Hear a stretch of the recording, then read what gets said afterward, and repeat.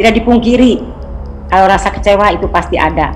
Terlebih di tahun lalu kami dijanjikan bahwa para calon jemaah haji yang sudah melakukan pelunasan akan diprioritaskan untuk keberangkatan di tahun ini tanpa dikenakan biaya tambahan apapun. Ternyata keadaan berkata lain.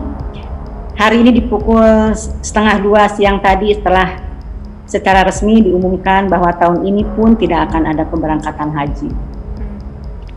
Jadi saya mewakili jamaah haji Indonesia sangat kecewa. Yang penting jangan bertentangan dengan peraturan perundangan yang ada. Yang kedua harus kita ingat bahwa ini ada dana umat, bukan dana pemerintah. Jadi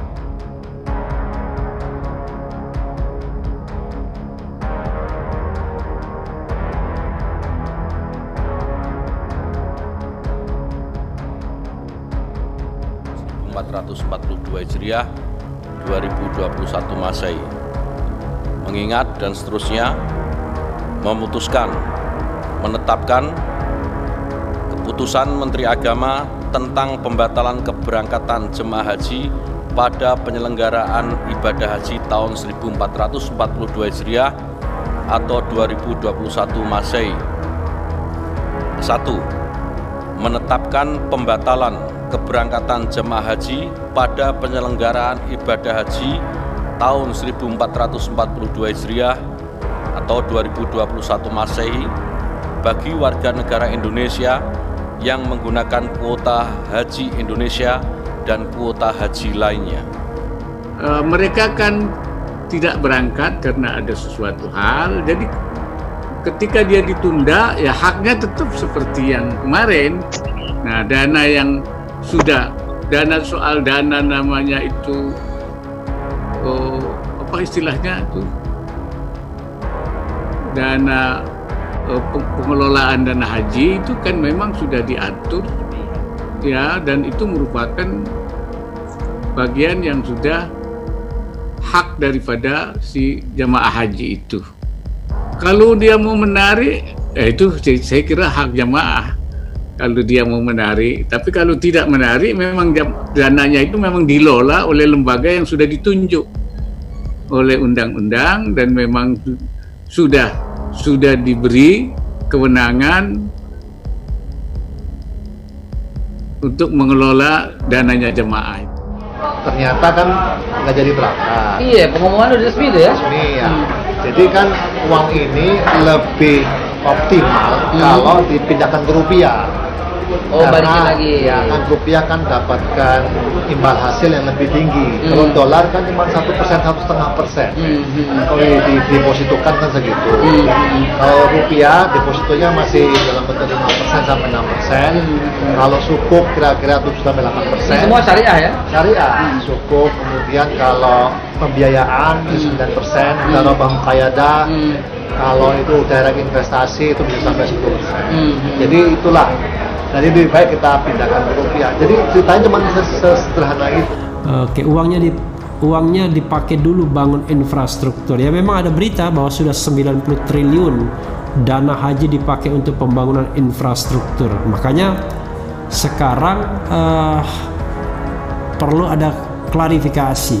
Karena kalau kita bicara tentang tadi hak keagamaan warga negara, maka sesungguhnya kalau pemerintah kehabisan dana untuk memenuhi kewajibannya kepada Arab Saudi terkait dengan terkait dengan penggunaan, terkait dengan katakanlah keberangkatan haji dan dana digunakan untuk hal yang lain, wah ini sebenarnya kalau dari hukum tata negara sahabat era sekalian ngeri-ngeri sedap sebenarnya. Sebenarnya ini sudah merupakan pelanggaran konstitusi sebenarnya, ya.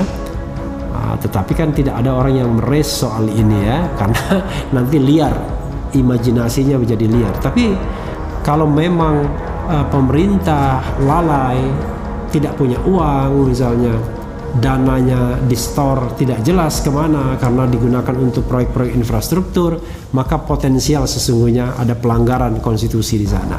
Bahwa ternyata harusnya kita hentikan polemik ini. Apa kita nggak sadar bahwa ada pihak yang senang sekali menjatuhkan kredibilitas umat? Apa kita nggak sadar bahwa beritanya itu lagi yang diputar-putar terus sehingga umat kehilangan kepercayaan? Sadarlah bahwa kepercayaan itu adalah yang tertinggi nilainya saat ini. Rupiah naik turun, oke. Dolar naik turun, iya, tapi ada satu nilai yang tidak pernah turun, yaitu kejujuran.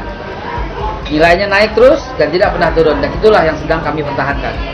Bagaimana caranya agar hak-hak jamaah tetap aman, uang mereka bisa dikelola BPKH, termasuk juga nilai manfaatnya itu bisa kembali pada mereka, termasuk ada kepastian bahwa sesungguhnya mereka yang hari ini ditunda di 2020 adalah mereka yang pasti berangkat di 2021, tentu bila mereka tidak mengambil uangnya dan membatalkan pemberangkatan. Nah, yang kami sesalkan adalah ketika keputusan penundaan ini itu tidak melibatkan kembali pembicaraan dengan Komisi 8. Ini menyalahi prosedural konstitusional, ini tidak sesuai dengan undang-undang.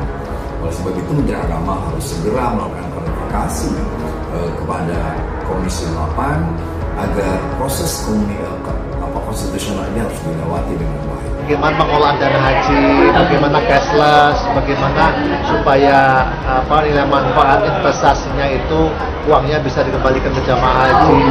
Yang diambil cuma satu sisi aja, satu poin aja, bahwa uangnya dipakai untuk penguatan rupiah. Padahal uangan rupiah itu dalam media saja, uangnya ya tetap diinvestasikan, dikembangkan untuk jamaah haji. Dan ini ditarik terus ke belakang.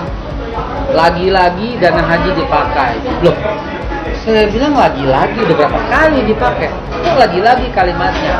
Berarti lagi-lagi Anda kena hoax, saya bilang.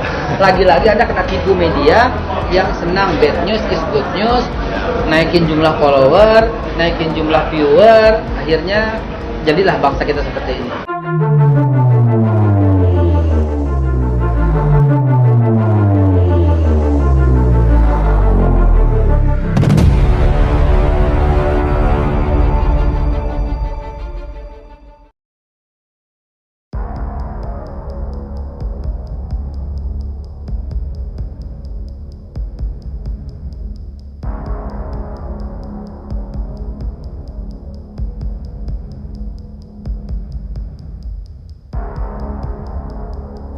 Menak Yakut akhirnya buka suara soal pengembalian dana haji 2021.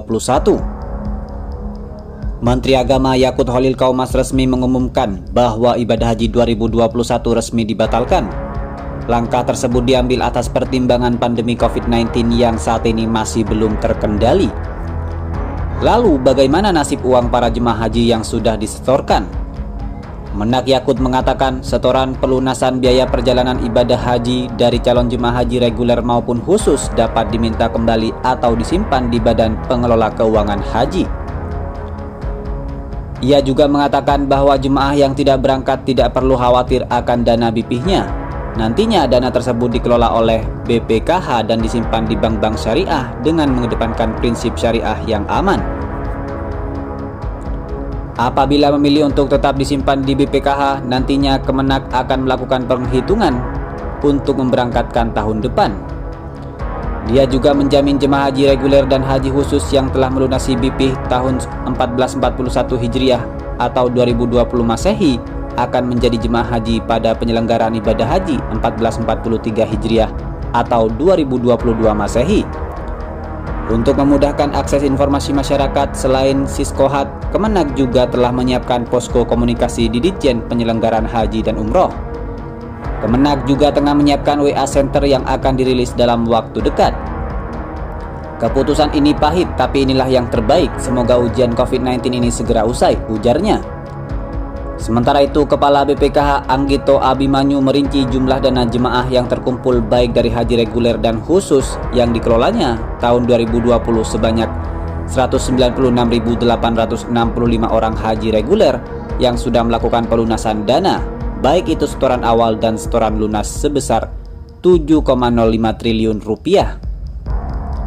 Kemudian haji khusus telah melakukan pelunasan sebesar 15.084 orang. Terkumpul dana baik itu setoran awal maupun setoran lunas sebesar 120,67 juta dolar Amerika Serikat atau lebih dari 1,7 triliun.